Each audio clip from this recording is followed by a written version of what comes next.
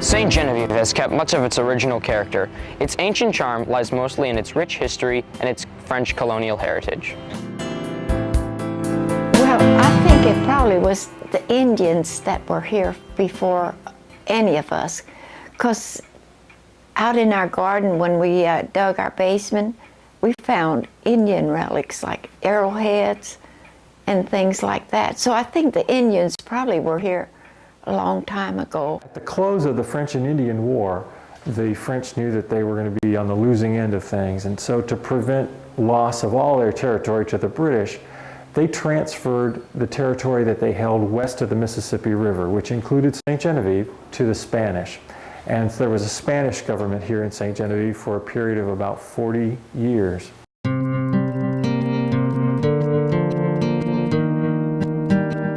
In 1800, there was a secret treaty called the Treaty of San Ildefonso, in which the Spanish then ceded back all this territory that had been given to them back to the French.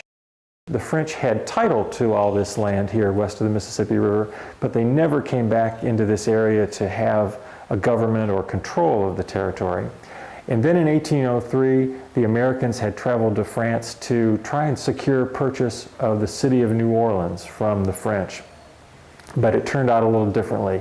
Instead, the French were willing to sell all the territory they held west of the river. So that became the Louisiana Purchase. Beauduc was a French-Canadian that was born there in 1737.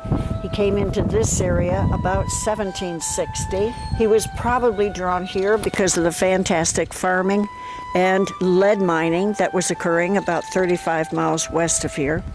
He also owned land down at the Saline Creek where they were producing salt.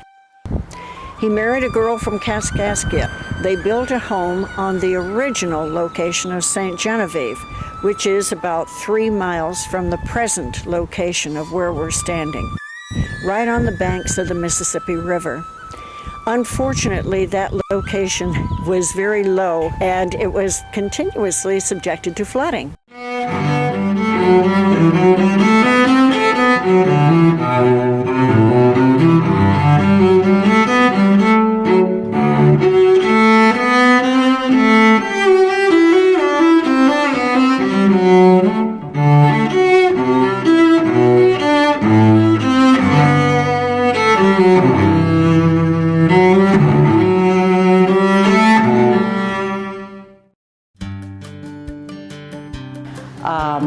They tell me all the red brick that you see around town, along with the French wooden stiles.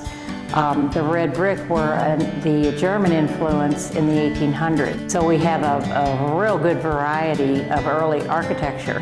And the old brick house restaurant was supposedly the first brick building on this side of Mississippi.